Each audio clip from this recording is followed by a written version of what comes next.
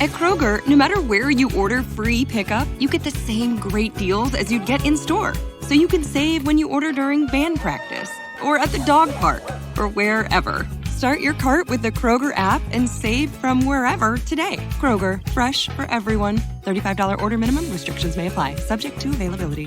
Get more ways to save at the Buy 5 or More Save $1 each sale. Just buy 5 or more participating items and save $1 each with card. Kroger, fresh for everyone.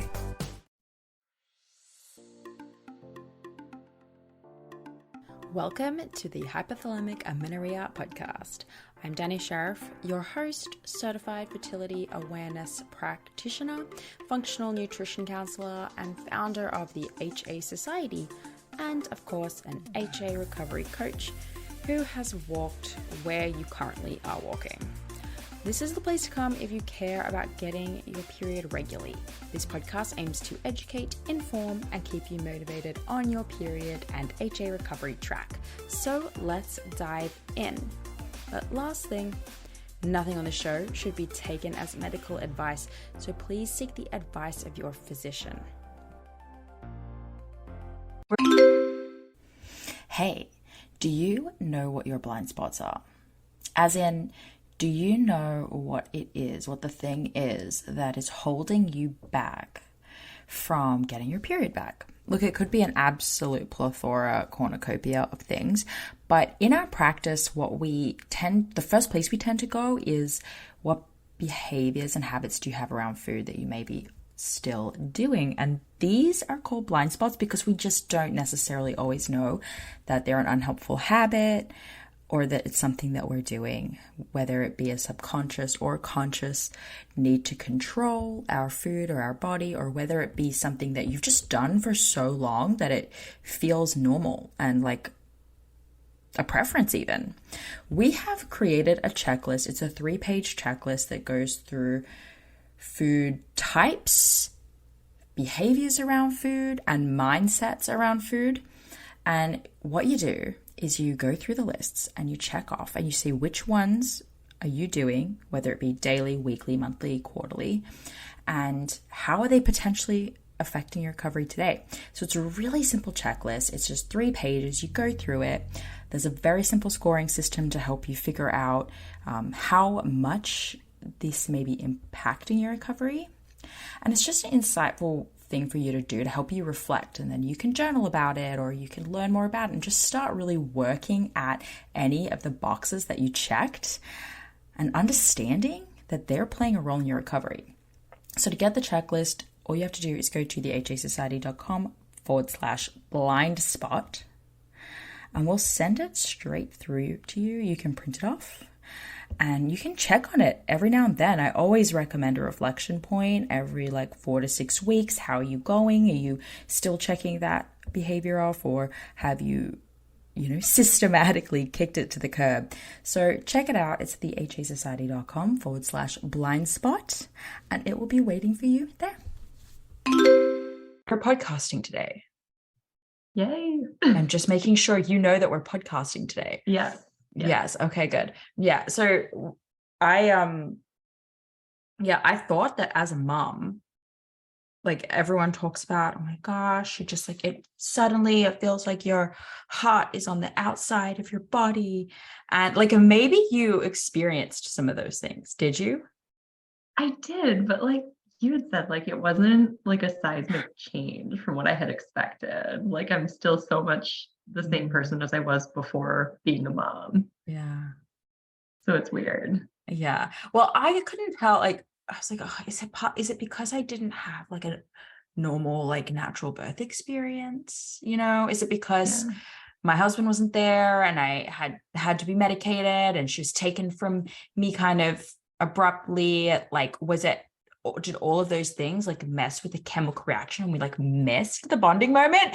Because people said that this was supposed to be magical, and all it does is feel like I pushed something huge out of my vagina, and now it's here, and now it's getting in the way of my life. Yeah. Oh my God. I remember the early days too, where you just literally don't sleep because the baby's up at all hours and you're I don't know if I can survive. This is rough. Yeah, no, Then they but finally it's get their actually sleep like, yeah, it's down. only like 6 months, but it's a really long 6 months. Exactly. You're like, I feel so inhuman. And then I'm like, why would I do this to myself again? I know. I don't know what you guys did, but my husband and I switched off nights because, like, even though I was breastfeeding and pumping, so she was Yeah. we supplemented with some formula because I was naughty and I love my sleep so much that I wouldn't do a midnight pump or feed, right? So we would Yeah. switch off Yeah. nights. So there would be a night where he would take her and just use like milk in the fridge. And if it's not my night, I'm not getting up. Like, I'm not getting, and it was the best feeling ever going to bed, being like, oh, it's not my night. I get to sleep through the night and he has to get up.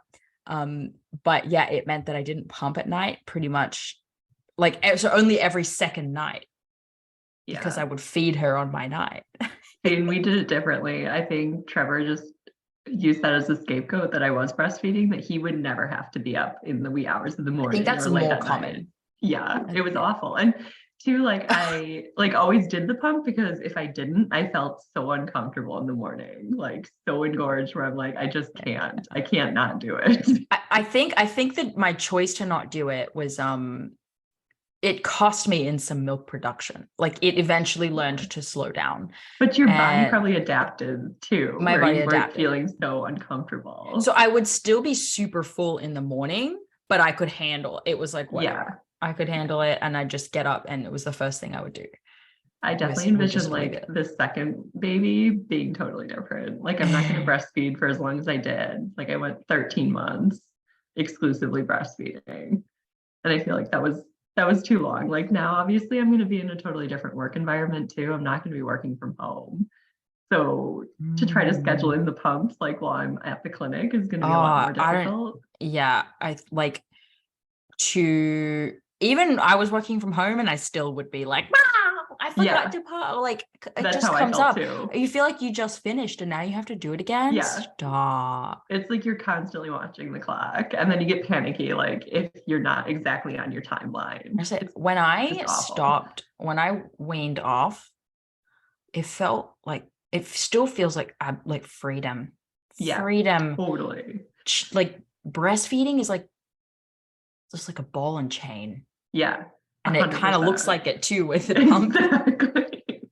And then everyone knows like when you're on your calls and you're pumping, you can hear like that, like the machine that I know. And because I do like these coaching calls and stuff, and I just like wouldn't put pump breaks into my calendar. I just like didn't look after myself in that way. And so I would just, oh, well, look, so as people listening can determine, we already know how the person I'm talking to story turns out in the very end. But everybody, I would love to welcome to the show, Amanda. Hello. Hi, guys. A little pre-episode rambling. Do you mind? Not at all. No. Okay. Pre-episode rambling. I like doing that. I feel like all I do is ramble. Welcome to the best show ever to just ramble on. Definitely. Yeah, I think so. So welcome, Amanda, to sharing your story. Would you give everyone your stats? You know, who you are, and what brings you to being a guest on this show? I will definitely give you the details. I'll try to give you the full story, but without going too deep into the weeds here, because I know I could talk forever. But I guess basic stats. I live in Wisconsin. I've pretty much lived here my entire life. I was born in Phoenix, Arizona, but that was due to my dad was in the Air Force when he was younger, so we kind of moved around a bit. But we settled here when I was 3, and I grew up in entirety. Currently 33, expecting my second baby. Just found out a couple of weeks ago, so I'm very early on, only 6 weeks and a few days, I think 4 days or something like that. So very excited about that. Definitely wouldn't have been possible if I wouldn't have gone about the process of recovery. My first one, we actually we were able to get pregnant, but we had to go through infertility. And I think if I would have discovered that I had HA sooner, I don't think I would have had that as my journey. But I mean, that's in the past. No changing that. But our first little one, she's almost 2. She'll be 2 in February. She is a ball of energy, into everything, is a complete adventurer, climbs everything. So she keeps us on our toes. But yeah, I guess should I start with like the very beginning of like how I kind of evolved into the process of HA here? Yeah. Give people an idea of like, even early on, just helps kind of paint the picture of like your personality and Definitely get you in this position. I would say like even from an early age, like early grade school, like I was always very fixated on other people's comments. I think like I remember an instance in middle school where there was a boy that said, "You have really hairy legs." And I remember like just personalizing that, like, and people are mean, like especially kids. So I went home and I like hid in our bathroom and shaved my legs. And my mom came in and she found out and she was so upset because that was something like she wanted introduced to me like as like coming of womanhood or something like that. But it was just in the moment, I felt so affected by what that little boy said to me that I had to like do something. And I think like that mentality kind of, I guess, followed me for the rest of my life, because anything that anyone would say or not say, or, you know, I just would infer that they were meaning, I would take that personally and I would take action. So I guess, you know, that being said, I always wanted to fit in and feel a sense of belonging. So early on, like middle school, high school, I was involved in like every single sport known to man. And it wasn't because I liked sports, it was because I wanted to be with my friends and I wanted to feel like I was part of the group. So I did basketball, volleyball, cross country, track and field, you name it, I tried it. And I think as I like progressed on into my older, you know, school years, like particularly high school, I was like, this just isn't for me. I want to do something else. My mom had kind of focused on weight loss at that point because she got to the point where she was at the heaviest weight she'd ever been. So she joined Weight Watchers. That was a huge craze back in the 90s and early 2000s. And then she also joined Curves, which was a fitness center specifically for women, which she liked the idea of that because it was all women. She felt if she went to any other gym, she would be judged, you know, and she would feel put upon like by men in the gym, like intimidating her. So when she did that, I actually thought, you know, I want to join with you. So I went to Curves with her on a regular basis. We'd go like, I don't know, 3 times a week or something like that. And we'd work out and it was fun because it was just mom and me time. Well, then as I grew older, went off to college, I think my habits started to become more intense. I started to very much watch what I was eating. Like I was doing that kind of like in the later years of high school, but like really started doing it in college, where I was, you know, monitoring everything, measuring all my food, calculating it in MyFitnessPal, keeping track of things, was kind of obsessive about getting exercise in when I wasn't in class. I mean, honestly, like I look back and I remember college as like the best years of my life, but I did it all wrong because I was so focused on the wrong things. If I could just go back in time and like redo it, I definitely would. I mean, I was always somebody that was an overachiever, so very fixated on my grades at that point too. I remember one point in college where I cried. I called my mom crying, just like absolutely bawling because I got a C on a test. And like C is average, but I wasn't average. Like I was above average, so that wasn't good enough. It's so funny. Like if I got a C, I'd be like, oh, like I wouldn't be psyched, but I'm just happy to pass. Yeah. And that for me, it was like literally the like world was turned over. Like, what am I going to do? Like, I'm going to fail. I'm going to be kicked out of college. Like, I took it to the extreme because that's what I did always. So, I mean, if I wasn't studying, I was focused on, you know, what I was eating and how much exercise I was getting in. Then, you know, I graduated, came back home. I actually went to school in Arizona because I always had that curiosity. What's my first date like? I went on a little adventure for the 5 years I was away at college because I actually did my master's studies too. But then I came back to Wisconsin, started my full-time career. And that's when things, again, just got worse. It was like high school, they started, college, things got worse. And then as I graduated college, came back and started my professional career, things got to the most extreme. And I just wasn't like a person that was fun to be around. I would just, avoid any sort of gatherings that we had at work, if it was like a happy hour or a luncheon, because I didn't want to have to like explain to people, like, oh, I don't eat that, or oh, I don't like that, is what I would say. Even though I wouldn't know whether I liked it or not. I just refused to eat it because it was deemed unhealthy. So like it was just easier for me to not go to those events, to not have to explain all of that. Yeah.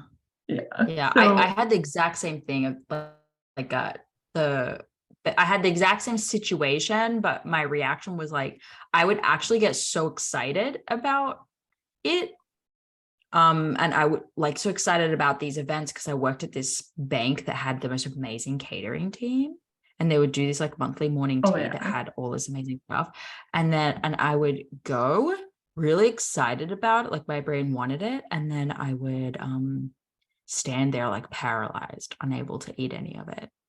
It was totally so weird. Feeling. So you just brought that memory back to me. Yeah. Okay. And I would say like similarly, like I had so many rules about like what I could eat, what I couldn't eat, what I had to do to earn my food. Like I remember like I wouldn't eat anything like that was like sweet or dessert until after dinner. Like that was my rule. Like you have to make it the entire day. And then whatever you had allowed yourself, like it had to be like a restricted portion of whatever it was, because that was just the way like I operated. Like I couldn't, I guess, buck the system. If I tried like to have like a piece of cake at somebody's retirement, like I couldn't do it. I would like take the cake and I'd like push it around with my fork and then just end up tossing it. So like, it's outside of my rules, which is just stupid. So yeah, I guess, my family was concerned. They had like talked, to me many times over like, you're getting so thin, like, are you sure you're okay? And I would just brush it off like, yeah, I'm like the healthiest I've ever been. Like I work out every day and I eat the healthiest diet. Like how could I not be healthy? And y'all don't know what you're talking about. Exactly.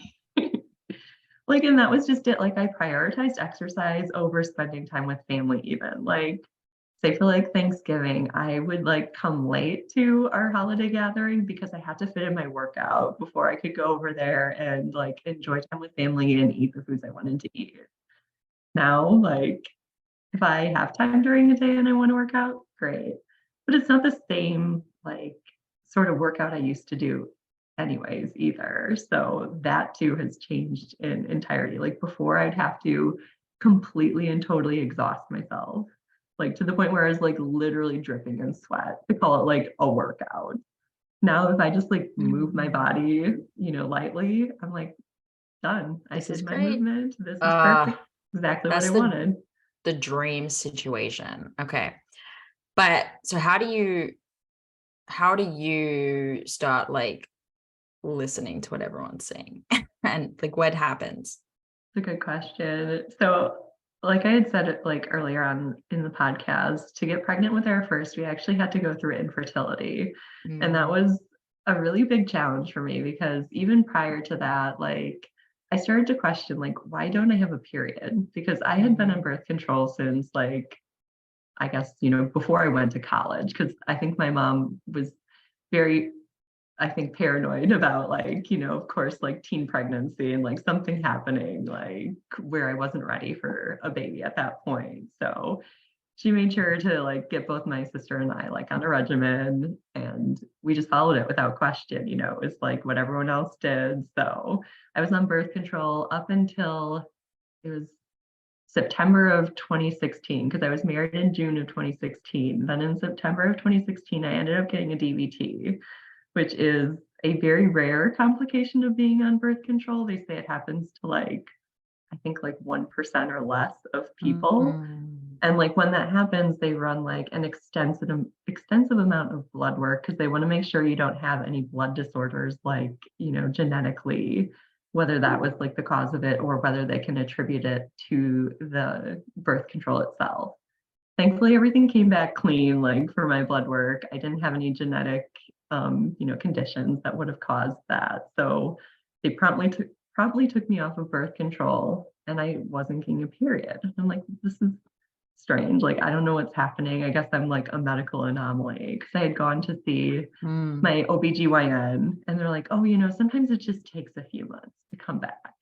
Well, it had been over a year. And at that point, like, my OBGYN had referred me out to reproductive medicine, not because we were looking to get pregnant at that point, but to try to figure out like what was going on with my body.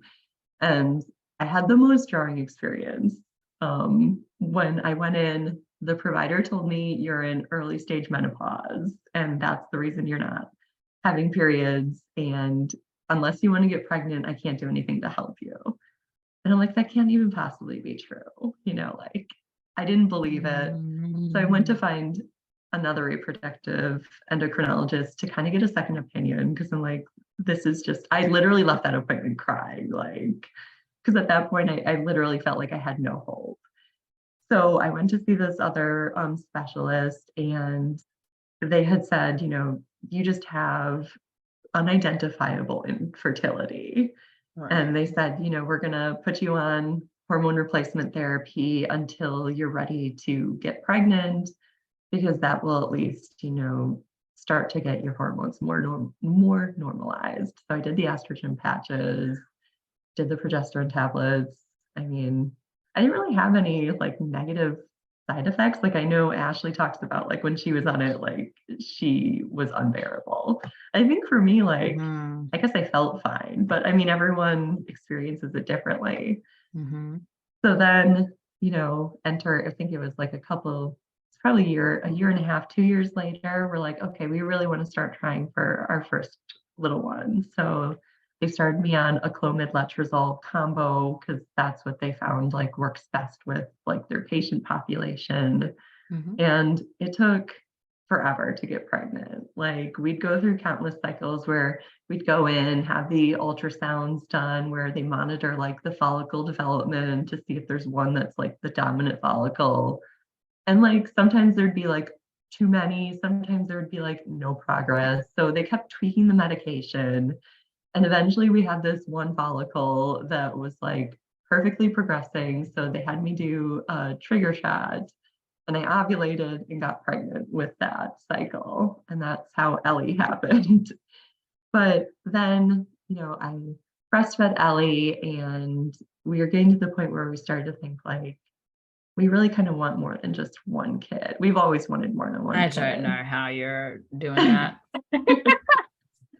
I think in my head, I always wanted 3 or 4 kids. I think my husband's more on the same topic of 3, but I guess we'll see. Like with 2, we'll see how things go and whether I'm still in the same mindset or not.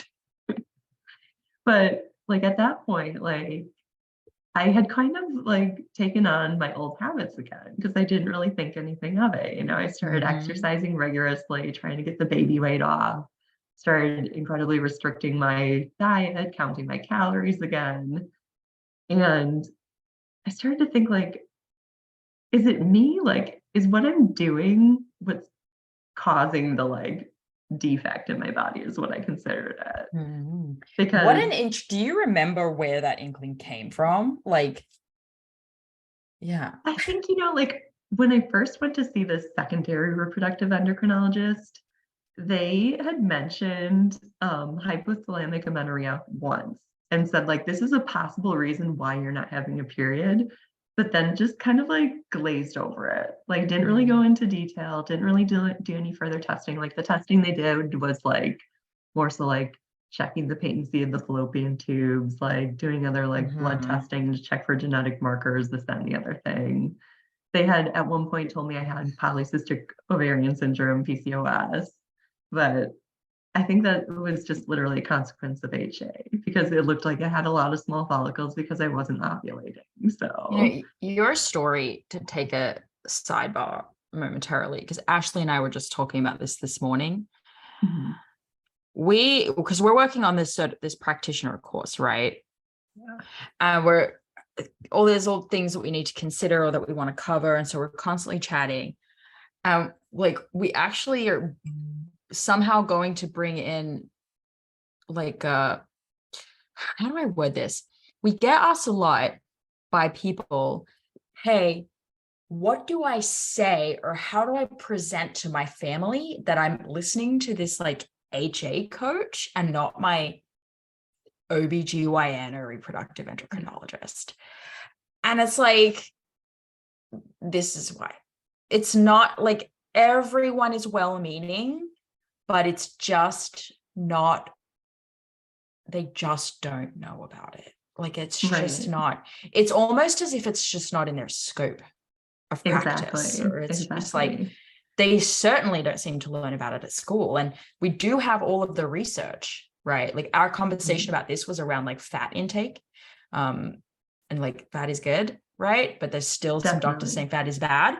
And it's just like, we don't know. We just don't know why they don't know about it. Like we can't speak to that. But like, I promise you that this is real. And like, look how many doctors and, you know, undiagnosed infertility and maybe it's PCOS and you're just like, oh my gosh, like back to basics. We don't like, they just don't like, that's not what they think back to basics is. And it's just really hard. Anyway, I digress. No, I definitely feel that. Yeah. Like, and I think like the doctors know what they know well, but they don't know everything. Like you think of just a specialist, like say somebody that specializes in like hematology, oncology, they know cancer really, really well, but they're not going to know how to like perform like an orthopedic surgery. Like that's what an orthopedic surgeon's for. And I think similarly, like a lot of like reproductive endocrinologists know how to get you pregnant, but they don't really know, or they maybe don't remember, like maybe it was in their curriculum at one point where they learned about HA, but that like gets pushed to the sidelines because they are focused on like their primary function, which is to get people pregnant. Totally. And then they overlook it. Hey guys, just interrupting this episode to remind you that the Restore program, our 10-week live recovery program, is rapidly approaching. Yes, it is around the corner. So think about like your healing journey can either start or even pick up speed or come to completion. And that's like around the corner. Like that is coming up. Like that's a really exciting time. Very exciting. And so this program, Restore, is really what we wish we had when we were going through this. Yes, it's like the foundation being laid, the things, I mean, it's a lot of myth busting, which I think is important because sometimes we can be in quasi recovery, holding on to a lot of things that don't serve us. And so we start out right out the gate of, this is a myth, this is true, this is a lie, you know what I mean? And so I feel like that in itself really fast tracks recovery. I think what we've done with this is really taken science and application, like put the two together to make this as specific as possible to HA, but at the same time as being a group program, like as individual as possible to your unique HA. Does that make sense? Absolutely. I mean, I think information without like empathy, kindness, or how it's delivered matters. Because I know for me, and I know for you, like we've talked about this, like you just can't come at me with information and think I'm just going to change my mind. That is really what sets Restore apart, is that yes, it is a science. Yes, it is all these truth bombs, but really and truly it's coming from two people who've been in your shoes, who have walked that, who have toyed with, maybe this can just all go away and I'll just pretend like I don't know anything about HA and I'll go about my life. And how do you really make that change to recover? Yes, two people that have been through that, but also that have at this point worked with like hundreds of women to get their cycle back in different capacities. We've seen every roadblock. We've seen every unique circumstance, every standard, like cliche. We've seen every possible avenue for recovery. And that's kind of what this is a accumulation of all of that knowledge. And when we strip it all back, right, what are the foundations? What are the things that actually move the needle? What is the most important, like, foundational information that you need to have? What are the most impactful actions you can take? And what are the most common challenging roadblocks? And how do you just, kind of skip the learning curve a lot of the time, and just jump straight to making progress? And so we've really figured that out and put that into a 10-week program.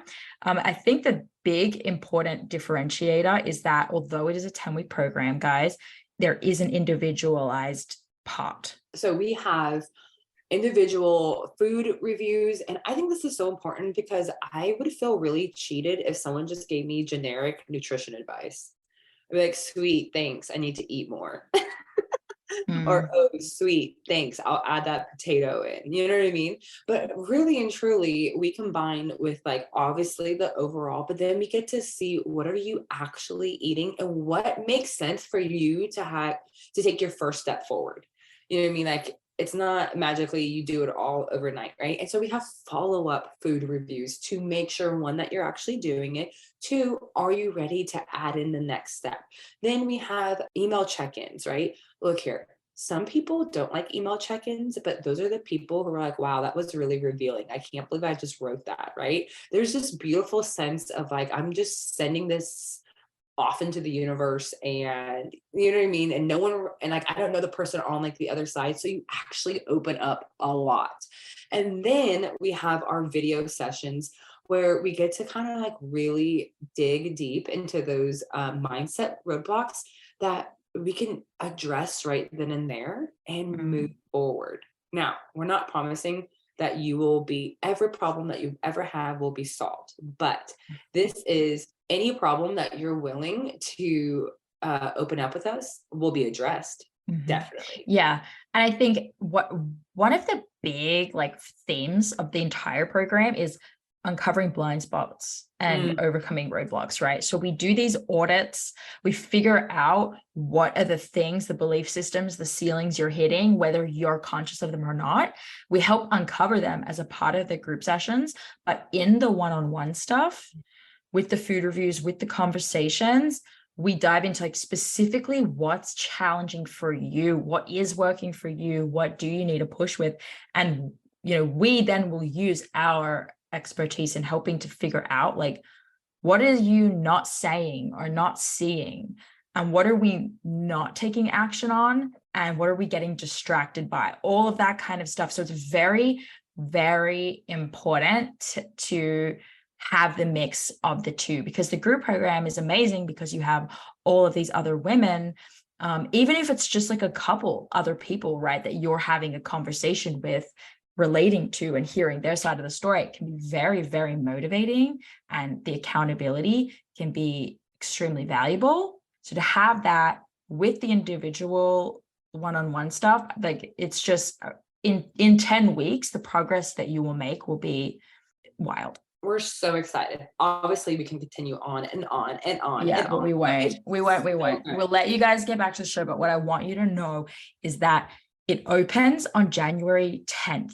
And for the first 48 hours, you can get the early bird, basically. The first 48 hours, join the program, commit then and there, and you'll get it for $800, right? And this is amazing for 10 weeks with all of the one-on-one coaching. Like, you just won't find that anywhere else. So get the early bird, $800. You'll get immediate access to the HA Society, all that good stuff to tie you over till the next week when the first lesson starts.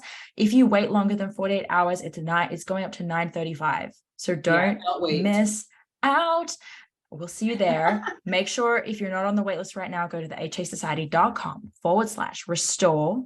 Make sure you're on the list so you get the notifications, and we will see you in the group. Talk to you soon. Like, because even, us, like Ashley and I also, it's the opposite version, right? Where it's like, we can get to a point where we're like, well, oh gosh, I don't know.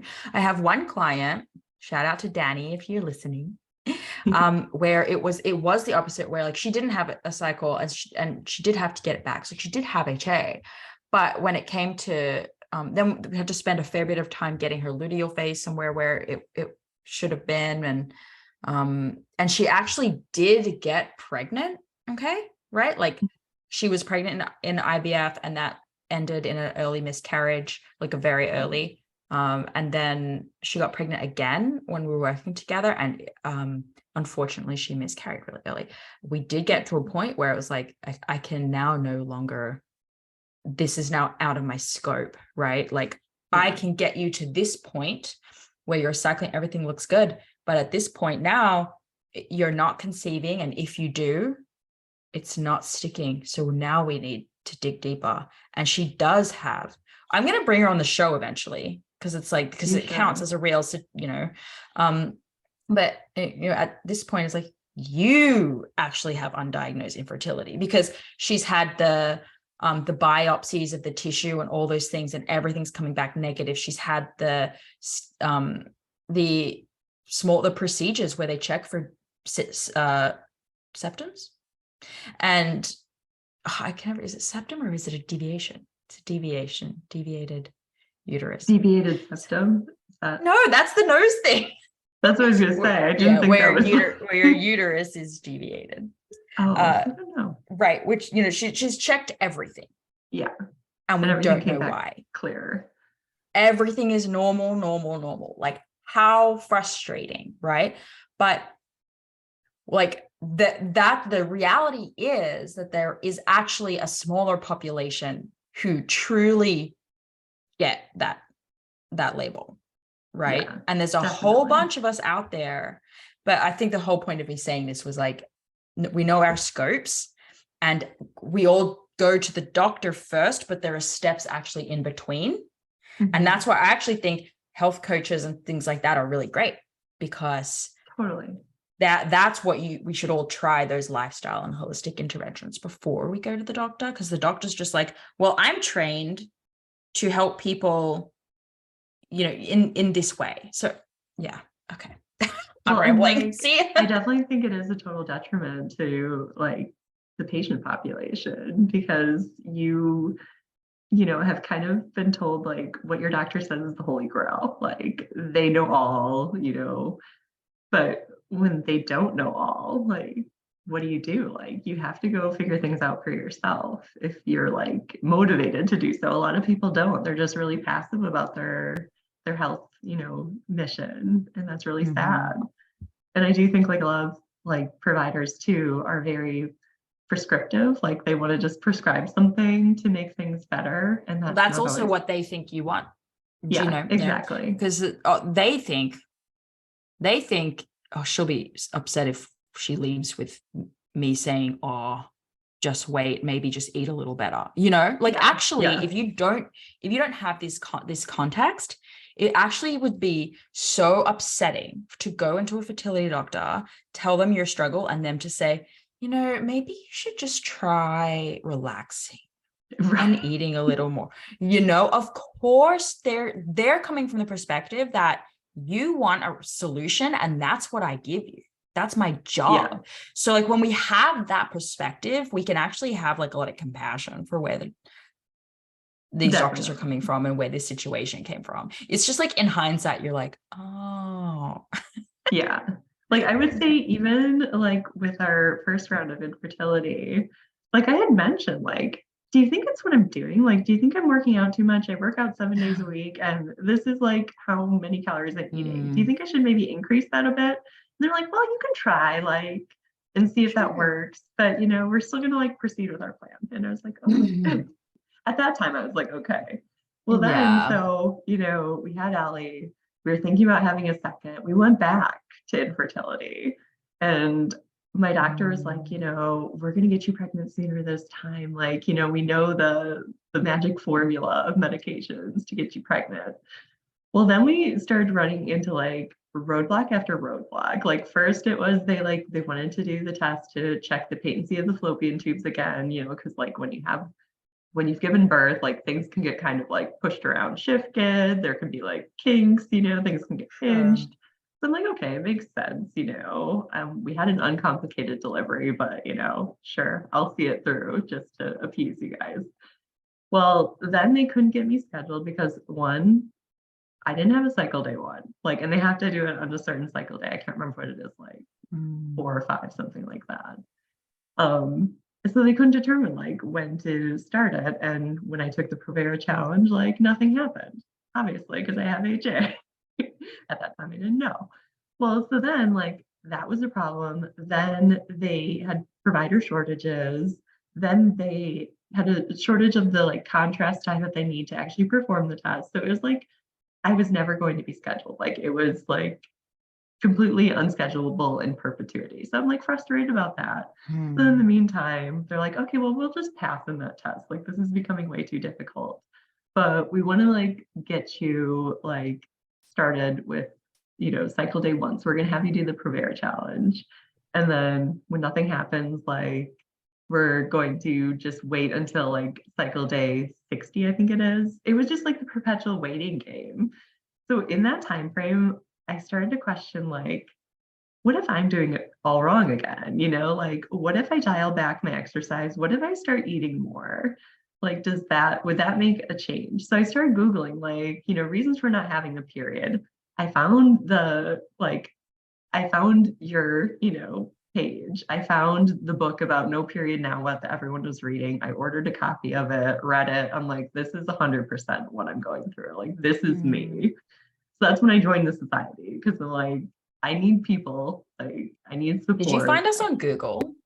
Yeah. Oh my God, I am so good at SEO. It's the best. Totally. So then I started listening to every single podcast because I'm like, the first one, I can't even remember which one it was that I listened to, but like I connected with it immediately. Like I literally started crying when I like listened to the first one. I'm not an emotional person. I don't cry often. I've heard that feedback before. Like people just listen to a story and it's just like and I heard an amazing shout out to Krista who kind of expressed like when you start listening, you can't hide in your excuses anymore because everyone is debunking them. Yeah. Like, and you're just like, no, that's my excuse, or whatever it is for exactly. you. It just connects. So amazing. You're able to relate to people too. And you're like, okay, I'm not alone. Like you felt so isolated and alone in the journey by yourself.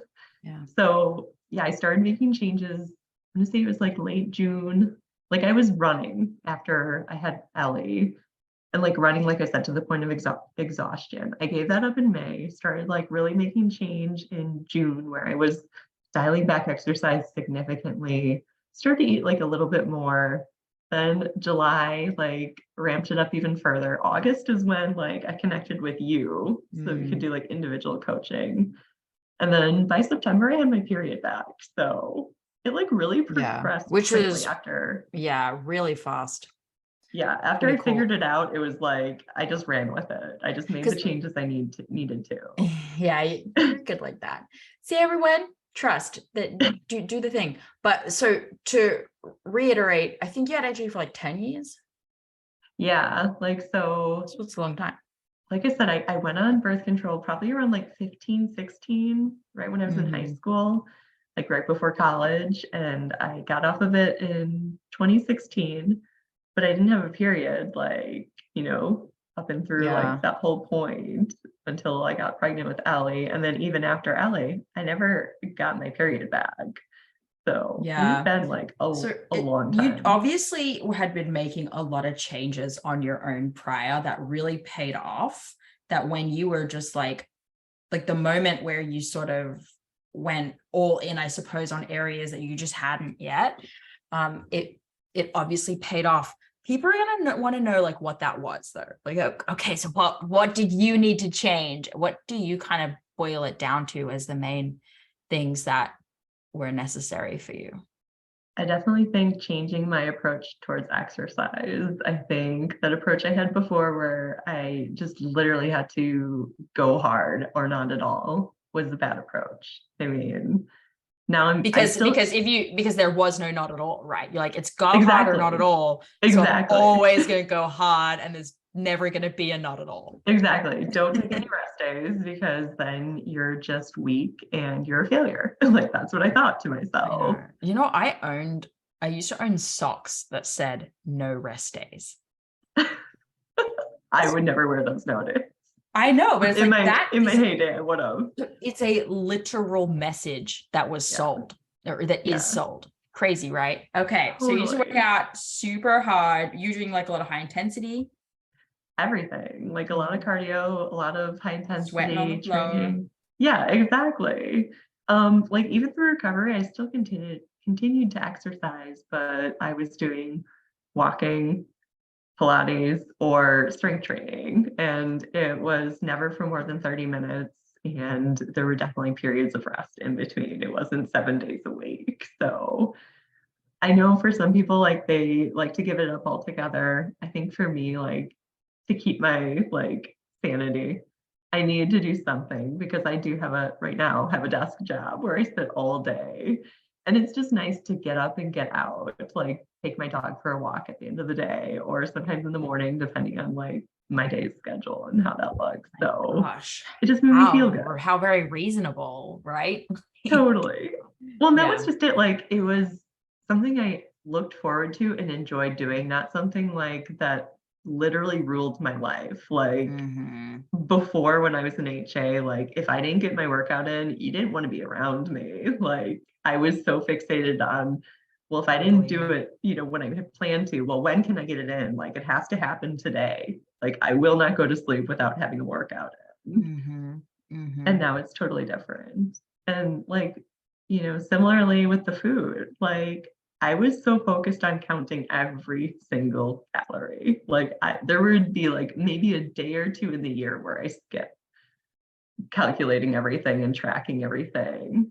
Now I don't calculate or track anything. I started to like really increase like my calorie load, like focusing on like balanced meals. So I was stabilizing my blood sugar because you guys taught us all the right things. I knew what to do. And it made a difference. Like I felt more satiated. Like I wasn't always thinking about food or like, oh, well, I'm hungry at 11, but I don't have lunch until noon. Like I gave up all of those rules because they weren't serving me. So I threw that to the wind. And I think, all of those changes made a huge difference. And I'm just happier. And I'm obviously like healthier too. Like I was never healthy in my older state, even though I thought that, for however many years, 10 plus years. Yeah. But I'm so much healthier today. Yeah. Okay. So those are all amazing, positive things that are super motivating. And to hear it's like, oh, she had it for ages, but then she just kind of like made the changes and it just worked for her, is definitely a simple way to put things, right? But in reality, it's much harder. It is still really difficult. It just because it didn't take you 2 years, you know what I mean? It's like, well, it kind of was a long journey. You only just became conscious of it more recently, but what was hard and what maybe still is hard? Great question. I was just going to say too, like, I know I still have things to work on. Like, this is not a completed journey, nor will it probably ever be. Oh yeah, you got a whole postpartum to go. It's going to be great. Totally. I think the hardest thing is getting past those days where you don't have the confidence that you want, where you're having like lower self-esteem. And that still like, carries on. And I think you just have to be conscious of it, to acknowledge it, and to kind of like push through it and say like, why am I having these thoughts? Like give yourself positive affirmations. Like a huge thing for me was, and we had talked about this like on one of our individual calls, jeans, like, or any clothes really, like go out and buy the new clothes. If you're trying to fit yourself into clothes that don't fit, you're going to feel like crap. Like there's just no way around it. And I think, if you can set yourself up for success by going and at least picking out a few new pieces for your wardrobe that you feel good in, that you look good in, it completely makes a world of difference. And I know it's hard because you're like, oh, I don't want to be this size, for a lot of people, because a lot of us have put on like a significant amount of weight from what we were used to. But when you start to learn to just embrace your new body and that this is the way that you were meant to look, not the way you were trying to force yourself to look. And this body brings you so much more flexibility and joy. And it's like the rigidity and confinement of the smaller body was like not bringing you the life that you thought it was bringing you. Exactly. That's crazy.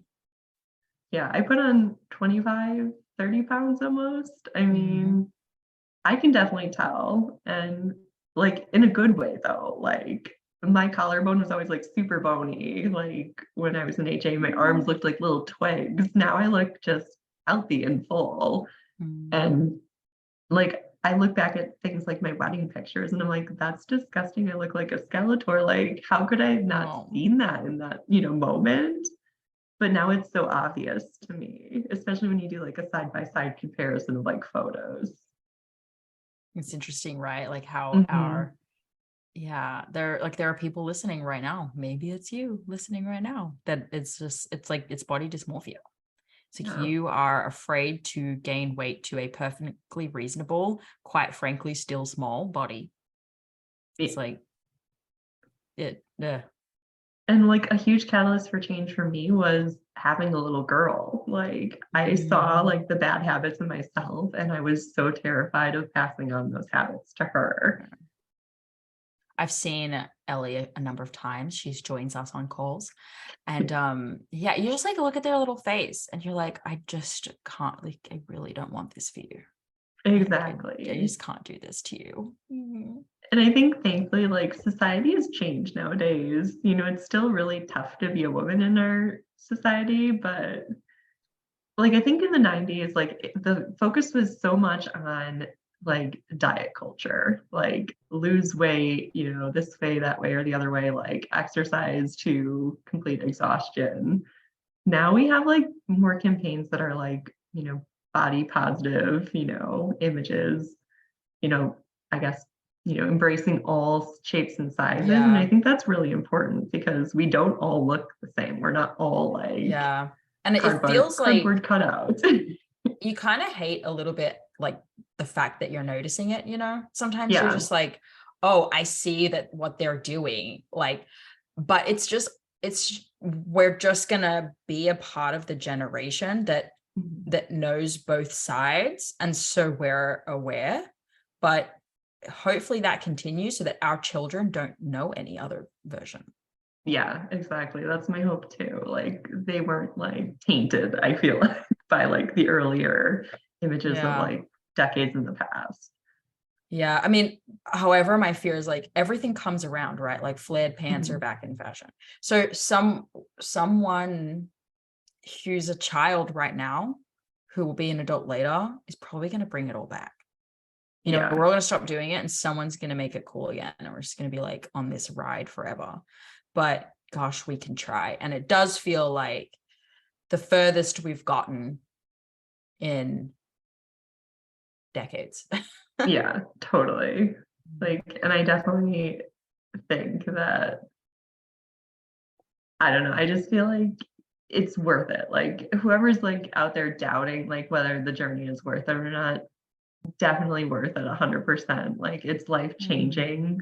Like I just took a vacation to Hawaii with my family and the first thought, wasn't, is there a gym available and can I get to that gym like as soon as possible? Like I didn't work out once while we were on our trip other than like little hikes that we did like with our family, but it wasn't like intense or anything like that. Cool. Yeah. So cool. And now you're pregnant and it was natural after a history of the hormones, artificial hormones, a pregnancy that was with treatment. You did it all by yourself.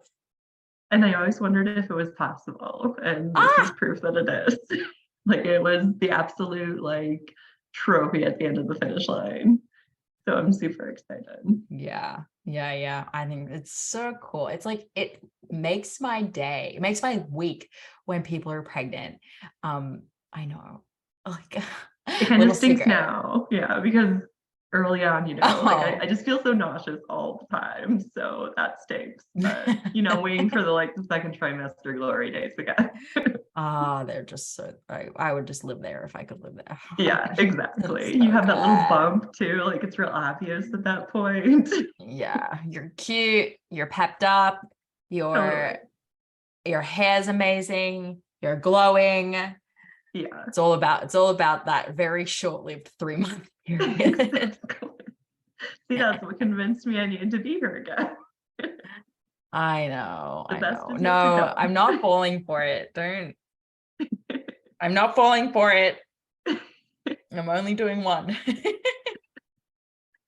Well, there's always a chance of a second if you want it. There's always a chance. I know, there's always a chance. Like we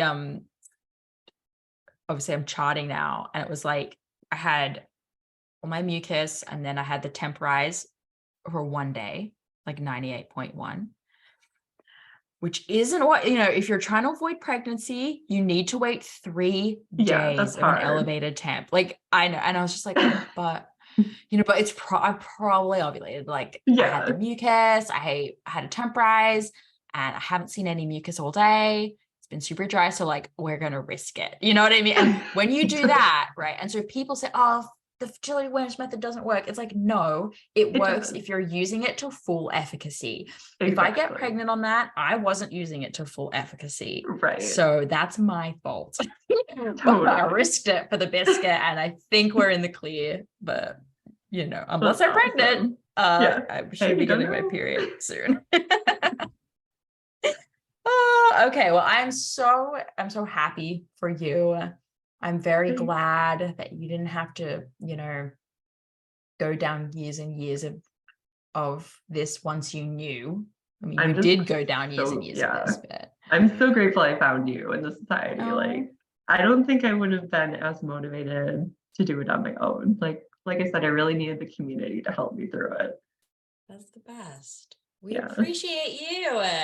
And everyone listening appreciates hearing your story. I hope you guys get some, for those of you who relate, especially to Amanda's story, that you guys get a little bit of like progress juice. Go have a meal, balance your blood sugar, guys. Take a relaxing walk. That's all you need to do. Exactly. Don't beat yourself into the ground. It's not worth it. Right. I was going to ask if there's anything else that you would love to be able to share or say to other women going through this right now. I haven't prepped you for this, so you might not, but is there anything you would say? I don't think, other than, just keep at it. Like, if you're having those feelings of like doubt, anxiety, like, that's just right where you're meant to be. Exactly. Like, I definitely had those feelings, like, don't get me wrong, and they're tough to overcome, and they really are. No one is going through this like, no, I'm 100% certain everything's on track and that this is going to work, right? Like, if you're feeling uncomfortable and you're feeling doubts and stuff, like, that's about right. Yeah, exactly that. Like, keep going. That's where you need the community, because then you talk things out with other people and you're like, okay, I'm not the only one that's experiencing that. And you build that connection, and it gives you that motivation to keep pushing forward. Yeah. Everyone needs a recovery buddy or and join the Restore program, because that's super helpful. Thank you, guys. Opens January 10th. Unsolicited plug. Sorry, I'll pay you later. Okay. Well, thank you so much for sharing your story with everyone today. We really, really appreciate it. Yeah, thanks for taking the time. If anyone ever wants to chat with Mana, she's in the group. I'm around. Thank you so much for listening today, guys.